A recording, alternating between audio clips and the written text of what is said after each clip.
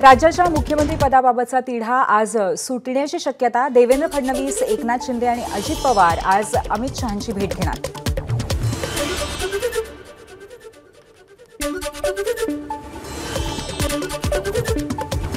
केंद्रीय गृहमंत्री अमित शहा आज मसुरी दौऱ्यावर। नागरी सेवा अधिकाऱ्यांच्या दीक्षांत समारंभाला संबोधित करणार, त्यामुळे राज्याबाबतची बैठक रात्री उशिरा होण्याची शक्यता।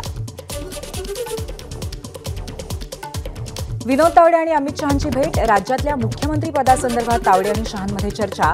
मराठा चेहरा नसल्यास होणाऱ्या परिणामांविषयी चर्चा केल्याची सूत्रांची माहिती। नव्या सरकारचा शपथविधी येत्या शनिवारी किंवा रविवारी होणार, अजित पवारांची माहिती।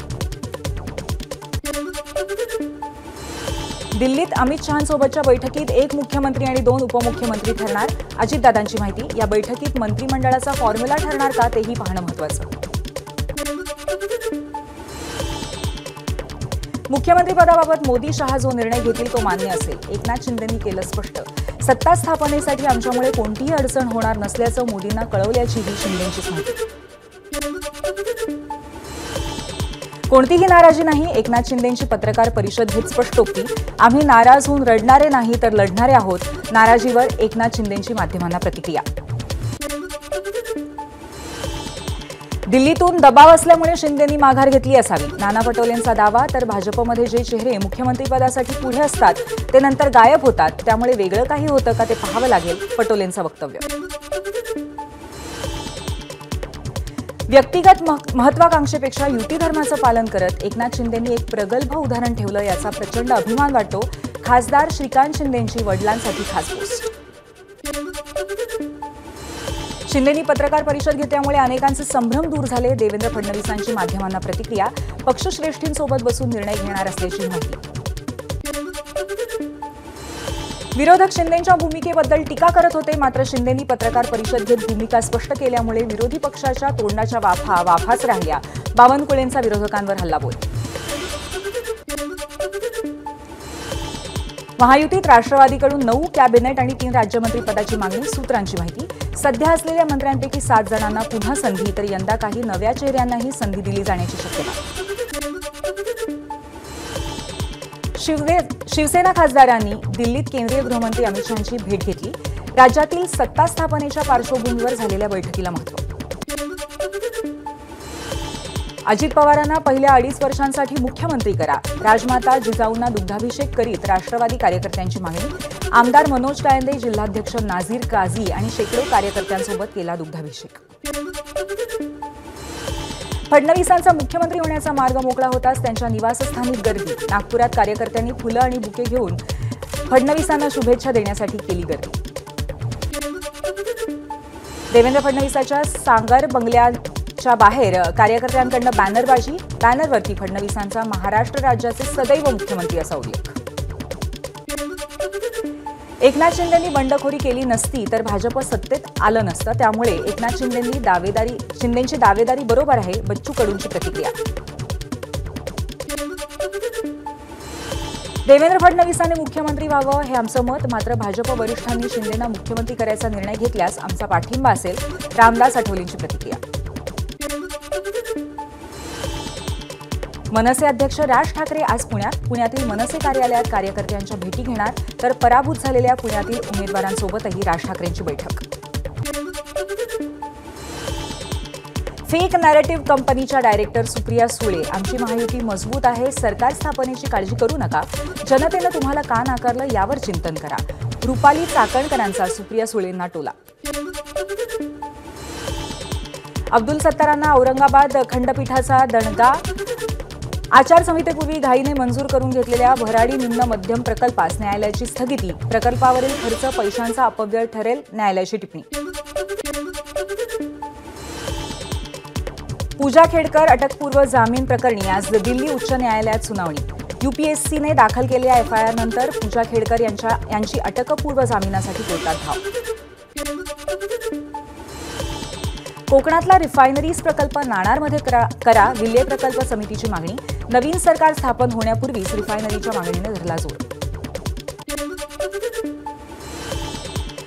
धारावीतल्या 25,000 झोपड्यांचं सर्वेक्षण पूर्ण. सर्वेक्षणासाठी 50हून अधिक पथकं कार्यरत. सर्वेक्षणासोबतच 60,000हून अधिक झोपड्यांची गणना झाल्याची माहिती. पंतप्रधान नरेंद्र मोदींच्या नेतृत्वात मंत्रिमंडळानं 3 महत्त्वाच्या रेल्वे प्रकल्पांना मंजुरी दिली. महाराष्ट्र, मध्य प्रदेश आणि उत्तर प्रदेशात सुमारे 7,927 कोटींचे हे प्रकल्प असल्याचं देवेंद्र फडणवीसांचं ट्विट. केंद्र सरकारनं मंजूर केलेल्या रेल्वे प्रकल्पांमध्ये महाराष्ट्रातला जळगाव मनमाड आणि भुसावळ खांडवा या प्रकल्पांचा समावेश. देवेंद्र फडणवीसांनी मानले मोदींचे आभार. वसई रोड रेल्वे टर्मिनसची मागणी केंद्र सरकारकडून मान्य. रेल्वे मंत्री अश्विनी वैष्णव यांची घोषणा. भाजप खासदार हेमंत सावरा यांच्या मागणीला यश.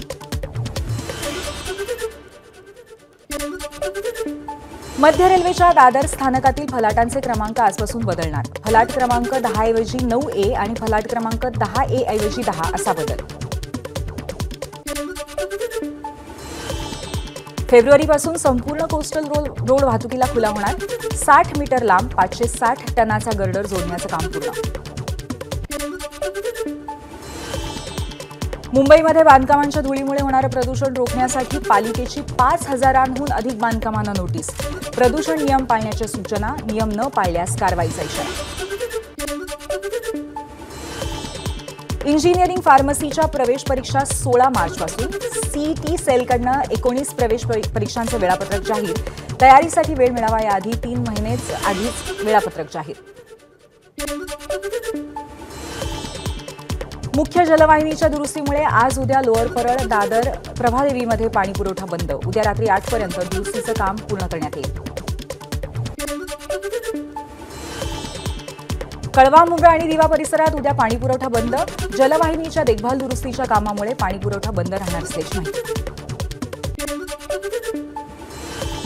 मीरा भाईंदरमध्ये शुक्रवारी पाणीबाणी. महाराष्ट्र औद्योगिक विकास महामंडळाकडून दुरुस्तीच्या कामासाठी शटडाऊन करण्यात येणार. परिणामी शुक्रवारी शहराचा पाणीपुरवठा बंद राहील. पुणे शहराच्या तापमानात घट. यंदाच्या हंगामात पहिल्यांदाच 10 अंश सेल्सिअसपेक्षा कमी तापमानाची नोंद. पुढील काही दिवस थंडीचा जोर कायम राहण्याचा अंदाज. गेल्या 3 दिवसापासून अहिल्यानगरचं तापमान 10 अंशांच्या खाली. आज 9.4 अंश सेल्सिअस तापमानाची नोंद. जालना जिल्ह्यातही थंडीचा कडाका वाढला. 10 अंश सेल्सिअस तापमानाची नोंद. पुढील 5 ते 6 दिवस थंडी राहणार असल्याचा हवामान खात्याचा अंदाज.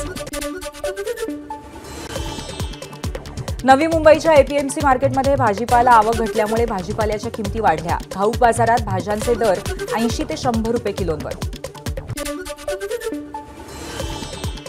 नंदुरबार कृषी उत्पन्न बाजार समितीमध्ये मक्याची आवक वाढली. आतापर्यंत 70,000 क्विंटल मक्याची खरेदी. लाल मक्याला 2,000 ते 2,300 पर्यंत दर, तर सफेद मक्याला 2,400 ते 3,450 पर्यंतचा दर.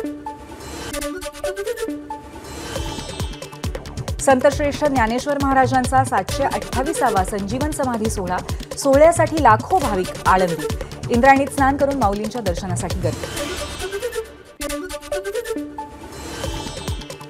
वाशिम जिल्ह्याच्या मालेगाव तालुक्यातल्या तरोडा कळमगाव रस्त्याची चाळण झाल्यामुळे नागरिकांचे हाल. तात्काळ रस्ता दुरुस्तीची नागरिकांची मागणी. समीर वानखेडे यांच्या अटकपूर्व जामिनासाठीच्या याचिकेवर आज हायकोर्टात सुनावणी.